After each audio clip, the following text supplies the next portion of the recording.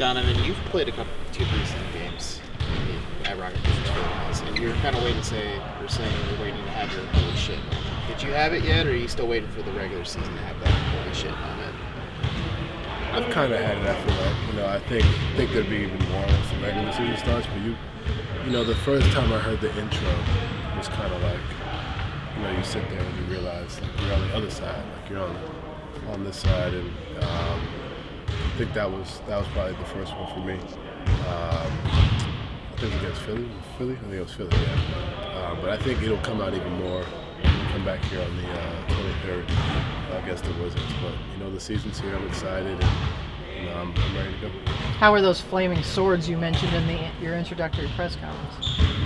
Flaming swords. You said something about you always seen the flaming swords. No, I meant just like the fire. Yeah, the fire. I didn't know they were swords. I think they are. Until you said that.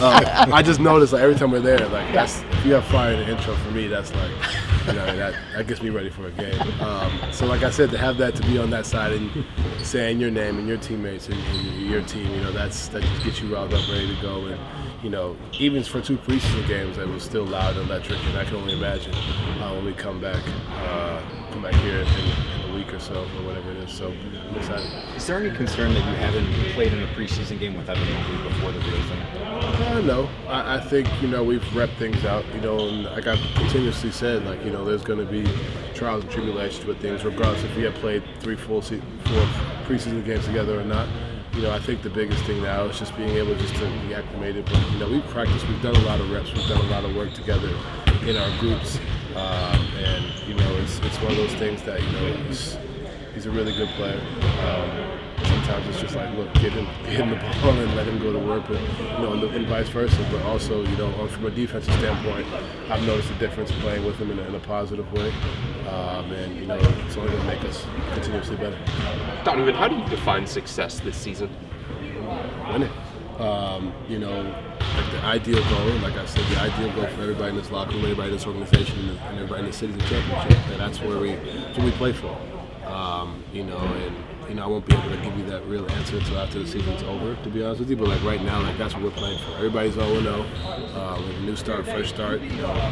I haven't had the playoff success I wanted to. This team hasn't been to the playoffs in a few years, so we're all pushing for the same goal and trying to get there and succeed and have it go far and take it home. But it's tough. It's hard to do, and that's why there's only one winner. But for us, it's like how can we find a way to continuously improve every single game, every single day, and ultimately give ourselves the best shot to win. We talked to you shortly after you arrived, and you were talking about obviously why they acquired you and knowing why you're here. Yeah. But has it crystallized even more now that you've gone through this training camp and this preseason? Yeah, I think so. I think for me, it's you see where you fit. You see where you can put your hands on the game and in this organization. And the best part about it is not only are the players receptive, but the coaches, the front office, everybody's receptive with just my input. And it's not like I'm coming here and it's like, no, like we're doing this, we're doing that. It's an inclusive thing, it's a group thing, and I think for me, being able to have that relationship with the staff, with the team, so early, so quick, it's made my transition a little bit more seamless than I anticipated. I didn't know what I was coming into, and then now that I'm here, it's like, they're very receptive to a lot of things, and they ask questions. They ask me questions just like I asked them. So, you don't realize how much you know about the game, about certain things until you're telling, because I've played with guys who've had 14, 15 years of experience, 10 years. So when you're communicating with the young guys, you're telling people like, man, I sound like Mike Conley. Man, I sound like Joe Ingles. So, I'm appreciative of, man, I sound like Quinn Snyder. Like, I'm appreciative of those guys and everything that they've done to allow me to be at this point in my career and get better. If you had to put it succinctly, like, what does this team need from you? First of all, a leader, but continues to be me. It's a guy who continuously, put the ball in the bucket, make plays on both ends of the floor, and but more importantly, I think be a leader. Be a voice, be a calming presence. Kind of like K-Love and Ricky, in a sense. But for me, when the game gets tight, being that scoring threat, and also making everybody's lives easier on the floor, whoever that may be. But in particular, Darius Garland making his life easier so he can make plays on the floor like he has been on a higher level. Evan Mobley as well. but also creating space. So there's so many different things I can point to, but I think for me the biggest thing I would point is just being a leader, and that comes with a lot of different things, whether it's defensively, offensively, in the locker room, off the floor, voice by example, whatever it may be. When do you feel like you first stepped into a leadership role in Utah? Was it immediate?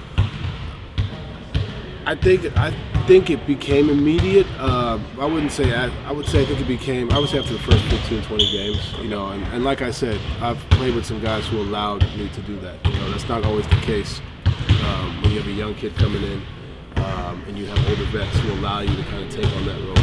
Part of me being a leader, when everybody thinks leader, they think of someone who's just always the one who talks the most, but you got to be able to listen. You got to be able to be receptive to what people are saying, and I think that was the biggest thing for me, is just being able to be vocal, but also understand that I don't know everything. I still don't, and continue to find ways to get input from others, and I'm always grateful for my teammates. Ricky was a big part of that as well, but grateful for my teammates in Utah who allowed me to kind of ascend into that role fairly quickly, and allowed me to be comfortable in that, because we all understood, as I started to become, a better leader and better player, we would go farther as we did, and for me, not abusing that and kind of doing that in a dictator way type thing. It was kind of like more like, it's all inclusive. How can we, as a group, make the team better? And that's what I look to bring here, and that's what I've felt the vibe was since I got here. It's all inclusive. It's a group team. It's a group thing, and that's what you want in the locker room. That's what you want in the teammates. Naturally, the first game coming out of preseason, you're going to have jitters. Everybody has jitters. Anxious to get out there. Maybe a little bit more for you, but even for the team. So what's the best way to kind of combat that, especially because you're on the road? First one of the year.